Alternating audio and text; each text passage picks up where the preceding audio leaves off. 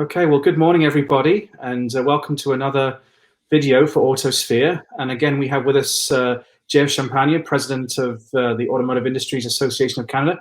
Jeff, welcome to the broadcast again. Thank you very much, Hugh. Thank you for having me. Great. And today we're going to talk a little bit about some of the initiatives AIA's kind of been working on regarding to sort of credible and accurate research to help its members in the aftermarket. So I guess starting off, JF, tell us a little bit about some of the strategies that AIA has been working on to kind of create this research and kind of provide it to the members and to the industry. Yeah, absolutely. You know what we've seen through the pandemic, it really is there's an increased need from the members and the community to really get a better understanding of consumer behavior. You know, what is really going to be the behavior of consumers in this new normal post-pandemic in terms of repair and maintenance of vehicle. So that's one aspect. Obviously, it's important. The second one also is really the automotive aftermarket is greatly impacted by kilometers driven. So again, here a big question post-pandemic is how much Canadians are going to continue to use their vehicle, not only to commute, but to go on vacation and things like that. So that's something else in terms of research that we're focused on. And there's all aspect of consumer behavior around online shopping. So through the pandemic, again, we've seen this acceleration where people have become a lot more comfortable about e-commerce. And again, here's the question is, how is that going to impact brick and mortar stores, specifically in the automotive aftermarket? So really what we're focusing our research for this year, it really is threefold at AIA. One is a consumer behavior study. This is going to be actually a third series. We've conducted those surveys of Canadian owners in the past, and we're going to do it once again to get a sense of, again, the evolutions of these behaviors from consumers. The second one will be focusing again on kilometers driven data. So trying to find the best data available to really get a sense of what's the impact in Canada specifically.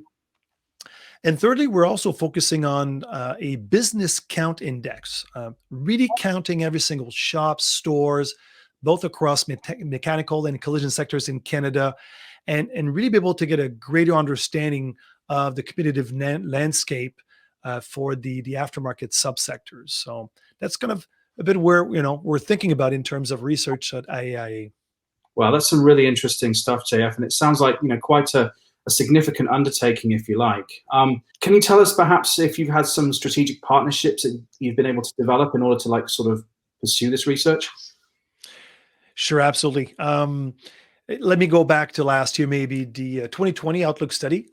So that for the first time was prepared with the support of Ernst & Young, or we better call them now EY, I guess, which is one of the big four consulting firms across the globe. And that really is a testimony of our approach to continue to build very strategic, robust strategic partnerships, specifically in the areas of research. So very pleased with the feedback we got on the Outlook study in this partnership with Ernst & Young. So really raising the bar in terms of the quality of research.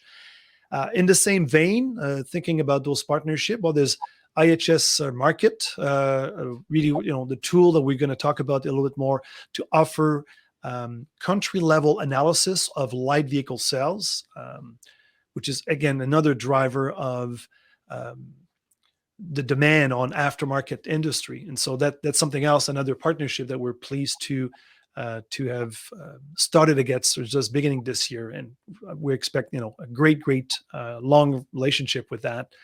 And we're also very pleased to have been able to identify a US-based research partner that is able to use big data for mobility to be able to bring kilometers driven data for our market. And again, that's the best way you could really identify factual kilometers driven, is to use big data for mobility. And we're very pleased to have found also a partner for this. So multiple of these strategic partnerships, and looking forward to really continue to build on those in the future. Okay, great, fascinating stuff. I mean, obviously, two of the most important things in life was resources, if you like. One is time, the other is information. So kind of looking at the second, I mean, what, in terms of sort of specific information, do you think is really proving valuable for the industry at this time? I've said it, kilometers driven is probably the number one question I'm being asked by many of our members and stakeholders. I think they're all trying to keep their fingers on that pulse and trying to really get an understanding of some of the post-pandemic impact of, return to the office or not. Are people going to commute again? Are we going to continue to work from home? Are Canadians going to continue to take a vacation where they're going to drive rather to fly somewhere? And so those questions come regularly. So we're really focusing on that aspect. But also, as I talked about, it's about consumer behavior in terms of repair habit, e-commerce, right? Are consumer going to continue to embrace and expand how they shop using e-commerce? And trying to get a sense of also what that COVID-19 had in terms of consumer spending for repair maintenance of vehicles. So kilometers driven, looking at consumer behavior. But what we hear through this pandemic, again, is that the need for real-time data. Members wants to be able to access the data on an ongoing basis. And back to your point, little time, we need information. And so we're going to continue to see more and more project where we're trying to get that data more on a sort of ad hoc ongoing, so people could access up to the minute data points for the future. Okay, wow, that's amazing. Yeah, JF, if you can, please tell us a little bit about sort of how you're working with IHS and this tool called the Global Demand Tracker that we've been hearing about. Yeah, absolutely. A great collaboration with IHS. I don't know if I call it a partnership yet, but really this is just the beginning. This is the first time we're working directly with IHS to showcase their auto demand tracker on our website directly. Now, the demand tracker currently only provides for light vehicle sales data at the country level. So there isn't a lot of granular level for the data, but I think it's a great first step. We're basically right now in the testing phase to see how our members will respond to what they see. We'll look at what the feedback is, and then I think we'll grow from there. So very enthusiastic to see where that partnership takes us in the future. Yeah, no, absolutely. And I think as time goes on and obviously things evolve, how perhaps do you see tools like this sort of impacting the industry, if you like, or what do they represent for the industry? Yeah, those are the kind of tools, if you think about our Outlook study, we realize that vehicle age, the vehicle sales are very important for the market. But the real-time tools are the one that also is key to our members. And this is why we also, not just part of the Outlook study, but also had the dynamic tool for data points. Again, providing something that's a bit more agile and dynamic for members was key. And that really is that global auto demand tracker is exactly that. It's to extend our data visualization tool that we released this year and really get some dynamic data. We used to produce our Outlook study every 2 years, 150 pages long, printed, bounded printed copy. I think this is really going to be something of the past, where people are really looking for, dashboards and dynamic data point, and that's really what we're working towards. Okay, great. Yeah, very interesting stuff.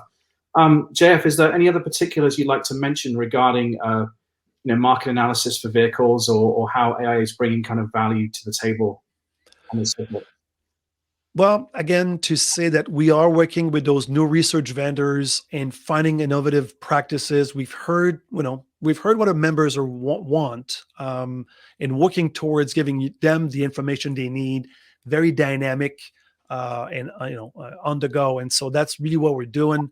But I guess I'll just end by saying that really stay posted for our next initiative on kilometers driven. That's a big one that will provide, I think, a lot of value to our members and their stakeholders. So stay posted for that one for sure. Great, fantastic. Well, we very much look forward to seeing more information regarding that. Thank you. Thanks again, JF. It's lovely to see you. Thank you again, you.